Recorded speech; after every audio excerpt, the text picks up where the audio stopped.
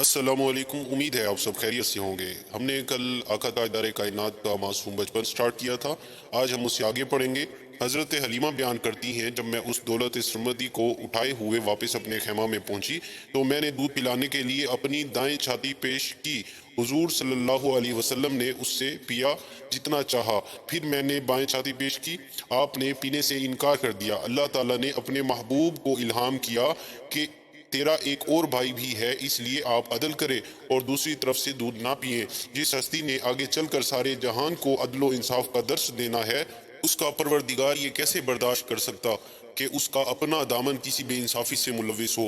حضور صلی اللہ علیہ وسلم کے دودھ پینے سے پہلے حلیمہ کی چھاتیوں میں برائے نام دودھ تھا، لیکن حضور صلی اللہ علیہ وسلم کے دودھ پینے کی برکت سے وہ چھاتیاں دودھ سے بھر گئیں۔ آپ کے رضائی بھائی نے بھی خوب سیر ہو کر دودھ پیا، رات کو وہ بھی خوب جی بھر کر سویا۔ اس کو سلانے کے بعد میرا خاوند اس بوڑھی اور لاغر اونٹنی کی طرف گیا۔ یہ دیکھ کر اس کی حیرت و خوشی کی حد نہ رہی کہ اس کی اونٹنی کی کھیری دودھ سے بھری ہوئی ہے۔ اس نے اسے دوہا، خود بھی جی بھر کر پیا۔ میں نے بھی سیر ہو کر دودھ نوش جان کیا۔ ہم سب رات کو خوب سوئے اور رات ہم نے بڑے آرام اور راحت کے ساتھ بسر کی۔ رات بھر میٹھی نیند کے مزے لوٹنے کے بعد جب ہم بیدار ہوئے تو میرے خاوند نے کہا، بخدا اے حلیمہ، ہمیں سراپا امن و برکت وجود نصیب ہوا۔ میں نے کہا، میں بھی یہی امید رکھتی ہوں۔ جب سب عورتوں کو رضاعت کے لیے بچے مل گئے تو ہمارا کارواں اپنے مسکن کی طرف روانہ ہوا۔ ساری خواتین اپنے نئے بچوں کے ساتھ اپنی اپنی اونٹنیوں پر سوار ہوئیں۔ میرے پاس وہی گدھی تھی جو کمزوری کے باعث چل نہیں سکتی تھی، جس نے سارے قافلے کو آتے ہوئے پریشان کر دیا تھا۔ میں اپنے فرزند کے ساتھ اس پر سوار ہوئی۔ اب تو اس کی حالت ہی بدل گئی تھی، یوں تیزی سے قدم اٹھاتی تھی کہ قافلہ کی ساری سواریاں پیچھے رہ گئی۔ وہ گویا چل نہیں رہی تھی بلکہ اڑ رہی تھی۔ قافلہ والیاں چیخ اٹھیں، کہنے لگی، اے ابی زؤیب کی بیٹی، خدا تیرا بھلا کرے، ہم پر رحم کر اور اپنی گدھی کو آہستہ آہستہ چلا۔ بھلا یہ تو بتا، یہ وہی پہلے والی گدھی ہے جو قدم اٹھانے سے بھی معذور تھی، اب اسے کہاں سے پر لگ گئے ہیں کہ اڑتی چلی جا رہی ہے۔ میں انہیں کہتی، بخدا یہ وہ گدھی ہے، خدا تمہارا بھلا کرے، تم دیکھتی نہیں اس پر کون سوار ہے۔ آخر ہم اپنی قیام گاہوں پر پہنچ گئے۔ اللہ کی ساری زمین میں یہ علاقہ سب سے زیادہ قحط زدہ تھا، گھاس کا ایک تنکا بھی نظر نہیں آ رہا تھا، لیکن میری بکریاں شام کو جب واپس آتی تو ان کے پیٹ بھرے ہوئے اور ان کی کیریاں دودھ سے لبریز ہوتی۔ ہم دودھ دوہتے اور خوب سیر ہو کر پیتے۔ دوسرے لوگوں کے ریوڑ بھوکے واپس آتے، ان کی کیریوں میں سے دودھ کا ایک قطرہ بھی نہ ٹپکتا۔ وہ لوگ اپنے چرواہوں کو ڈانٹتے اور کہتے، تم ہماری بھیڑ بکریاں وہاں کیوں نہیں چراتے جہاں ابو زؤیب کی بیٹی کی بکریاں چرتی ہیں۔ دن بدن ان انعامات اور برکات میں اضافہ ہوتا جاتا اور ہم خوشحالی کی زندگی بسر کرنے لگے، یہاں تک کہ 2 سال کا عرصہ ختم ہو گیا۔ میں نے حضور صلی اللہ علیہ وسلم کا دودھ چھڑا دیا۔ اس عرصہ میں آپ کی نشو و نما کی کیفیت نرالی تھی۔ 2 سال میں آپ قوی اور توانا بچوں کی طرح ہو گئے۔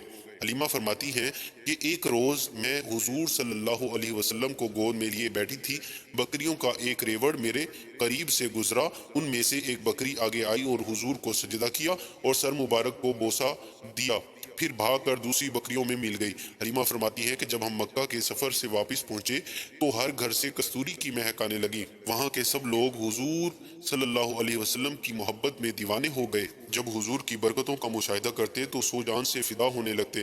جب کسی کو کوئی بدنی تکلیف ہوتی، وہ آتا حضور کی بابرکت ہتھیلی کو پکڑ کر تکلیف والی جگہ پر رکھتا، بِإِذْنِ اللہ تعالی فوراً شفا یاب ہو جاتا۔ اگر ان کا کوئی اونٹ یا بکری بیمار ہوتی تو اس پر حضور صلی اللہ علیہ وسلم کا دست مبارک پھیرتے، وہ تندرست ہو جاتی۔ آپ کہتی ہیں کہ راحت و خوشحالی کے یہ 2 سال گویا پل بھر میں بیت گئے۔ حضور صلی اللہ علیہ وسلم کی روز افزوں برکات کے سائے میں جو ہم مزے لے رہے تھے، اس کے باعث ہماری یہ خواہش تھی کہ حضور صلی اللہ علیہ وسلم کچھ عرصہ اور ہمارے ہاں اقامت گزین رہے۔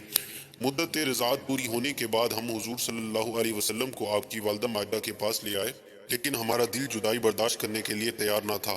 میں نے سیدہ آمنہ سے گزارش کی، بہتر ہے کہ آپ اپنے فرزند گرامی کو مزید کچھ عرصہ کے لیے ہمارے پاس رہنے دیں، وہاں کی آب و ہوا کا ان کی صحت پر خوشگوار اثر ہوگا۔ مکہ کی وبا زدہ فضا اور آلودہ ماحول سے ان کا دور رہنا ہی بہتر ہے۔ حضرت حلیمہ نے اس بات پر اتنا اصرار کیا کہ سیدہ آمنہ کو ہاں کرنا پڑی۔ چنانچہ آپ پھر اس بخت بیدار کو اپنے آغوش میں لیے شاداں و فرحاں اپنے قبیلہ میں واپس آ گئیں۔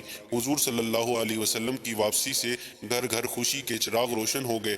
आपकी रज़ाई बहन शीमा की मुसर्रत की तो कोई हद ना थी। कभी खिलाती, कभी पिलाती, कभी गीत गा गा कर दिल बहलाती, कभी मोहब्बत भरी लोरियां देती। वो मासूम बच्ची जिन पाकीज़ा कलिमात से हुजूर को लोरियां देती, मुर्रिखीन ने अपनी कुतुब में सब्त किया है ताकि आने वाली नस्लें भी प्यारो उल्फत के लतीफ़ जज्बात से लुत्फ़ अंदोज़ हो सके।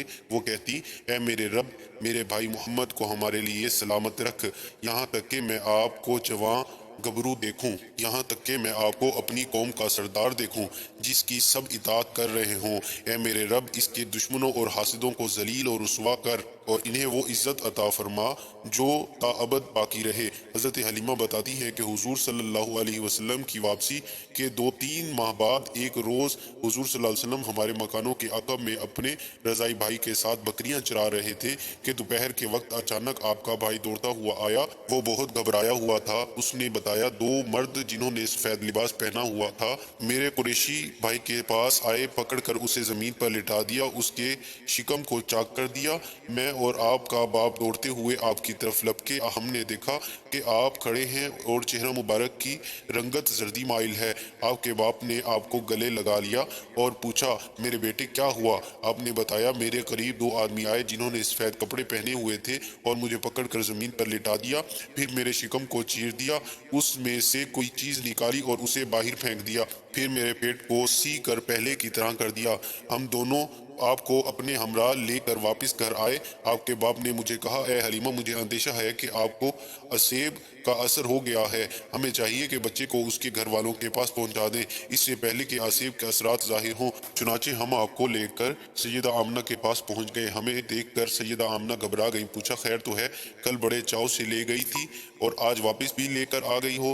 हमने कहा, बखुदा कुछ भी नहीं हुआ। हमने सोचा कि जो हमारा फर्ज था वो हमने बड़ी खुश असलूबी से अदा कर दिया। अब बेहतर है कि हम इस नौनिहाल को इसके अहले खाना के हवाला कर दें और अपनी जिम्मेदारी से सबकदोश हो जाएं। सईदा आमना ने फरमाया, मुझे सच सच बताओ, क्या हादसा रूनुमा हुआ कि तुमने अपना इरादा बदल लिया?